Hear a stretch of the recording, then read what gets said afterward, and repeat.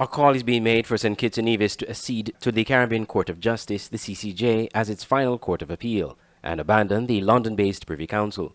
That call comes from former president of the CCJ, Sir Dennis Byron, a Kittitian who wants to see his country become the latest to assent to the CCJ. If St. Kitts was able to take a move, it would certainly, I think, be something positive, which would help other people to follow their example.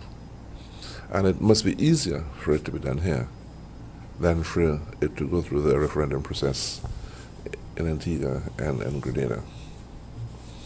So if I would take the opportunity to encourage my own people to realize that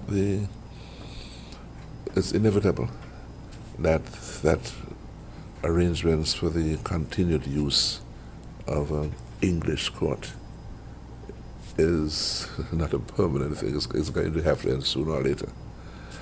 We now have a Criminal Court of Justice which has established a track record.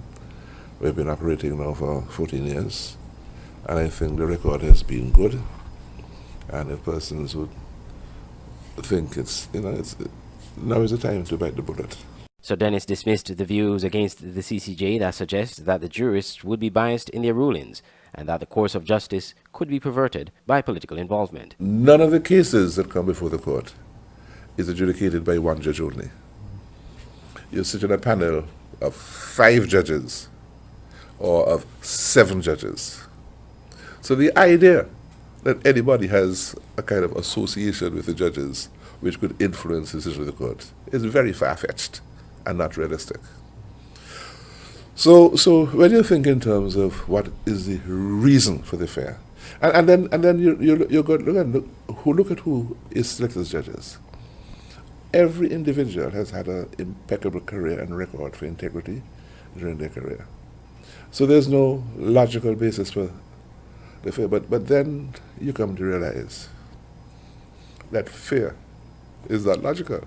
Meanwhile, Sir Dennis commended Grenada and Antigua and Barbuda that will be voting on the CCJ in a referendum on November 6th. In Grenada, where I participated in referendum discussions there, I must tell you, what I would say is this. It's interesting that there are only 2 countries in the Caribbean that require a referendum. That's Antigua and Grenada. And yet they are the 2 countries in the Eastern Caribbean which are moving forward first. I would like to encourage the countries that do not need a referendum, like St. Kitts, for example, to do what they need to do. Sir Dennis made the remark while a guest on an SK Newsline news special currently being aired at www.sknewsline.com. It can also be found on demand on the special features segment on both the Android mobile app and our website. Debate persists on whether countries within CARICOM should make the CCJ their final court and move away from the Privy Council as the final vestige of colonialism. Andre Huey, SKN Newsline.